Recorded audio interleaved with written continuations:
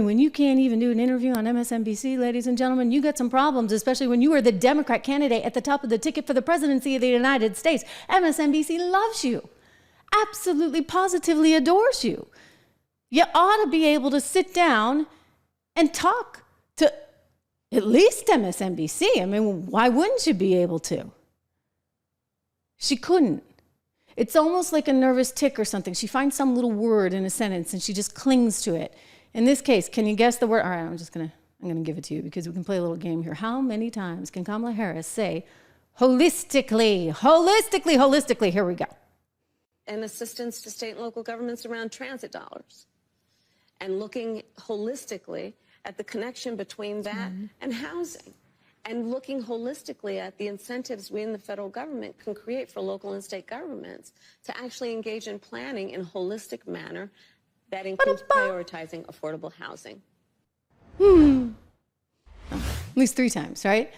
So why doesn't the reporter go back at her and back at her some more? I mean, there was that one little moment when they started talking about corporate taxes and the MSNBC reporter, Stephanie Ruhle, like, well, hey, wait a second. If you don't have congressional approval for this, if you don't have the votes, if it's all Republican, how the heck are you going to raise taxes on corporations?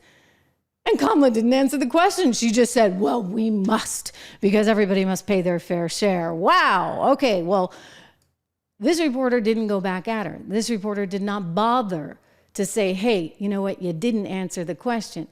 And now, this is pretty striking, she actually is making excuses for not only herself being a lousy journalist. She's not a journalist anyway. It's not the background that she comes from. She's like a salesperson on a trading floor. So she doesn't actually ask her the questions. And then when people are like, well, wait a second, why didn't you ask the question? Here she is giving excuses for herself and giving excuses for the potential president of the United States of America. Give me a break. It's like disgusting, revolting. You don't need to give excuses for Kamala. You're better off sticking to the script of she screwed up. I asked the question, she refused to answer. Instead, she's going to tell you why it's okay that Kamala doesn't answer the questions. And assistance to state and local governments around transit dollars. And do I think that she answers every single question and gives people exactly what they want? She doesn't. Do you know why? Because she's a politician, and none of them do. They all speak in platitudes, but Donald Trump has given absolutely nothing except mass deportations, which would be a huge issue for our economy. And he just says, you know, I delivered you the best economy ever, and I'm going to put across, you know, blanket tax. All right. Well, interesting pivot on your part, Steph. I mean, you're going to go back to the well, right? Oh, let's just blame Donald Trump. Forget about blaming yourself for doing a lousy job. Maybe you were nervous. Maybe she was nervous. I don't know what happened, but you had 25 minutes. You could have gotten something out of it. You didn't get squat. You got bupkis. Again, it was like the debate we saw on ABC News all over again, except it was, you know, 2 people talking as opposed to a 3-on-1 scenario. But that was a wasted opportunity, if I ever saw it, shall we say. And so, again, America doesn't know. It would have been in the interest, actually, of Kamala Harris, ladies and gentlemen, to have just explained what she meant and what she would do if she couldn't get corporate taxes higher. And instead of blaming Trump and saying, oh, you know, he's got all these tariffs and he's irresponsible about it. Well, he's actually got some ideas. What are your ideas, lady? And don't tell me that $25,000 that you're going to give away like candy to any new homeowner is going to fix the housing situation. No, it's going to make it so much worse. Just like the college education situation has been made so much worse with the mass inflation that we see within that sector. You would do the exact same thing to housing.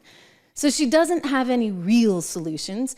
Her opportunity to sit down with the MSNBC gal and explain it all was completely wasted. And so consequently, you're now looking at things like Wisconsin, where the Republican advantage is actually there. They're up 4. I mean, if we're looking at this correctly, and you've got early voting that's come in, 37% to Dems, 41% GOP votes. Wow. And it's because nobody trusts Kamala Harris. Nobody thinks she's capable of doing the job. And I would say they're right But I'd also say, hey, if I were advising Kamala, I'd be like, you get up to speed, lady, on this economic stuff. Don't give me a bunch of mumbo jumbo and a bunch of holistic nonsense. I actually want some real data points. Sound like you know what you're talking about, for goodness sakes. Can't you go to like some little school for that over the weekend? Can't they kind of drill her the way they tried to drill Biden ahead of that debate? I mean, I know it didn't work out well, but she's younger. Maybe she could actually take the incoming and spit it back out in some kind of seemingly intelligent way. Because this isn't working. This is not working for American voters. And I think even though there's pressure on people, even though they don't want to admit that they're voting for Trump, when you start to see that early data coming in and you're seeing this enthusiasm and this swelling in the voter rolls for Trump, that actually matters. That really means something.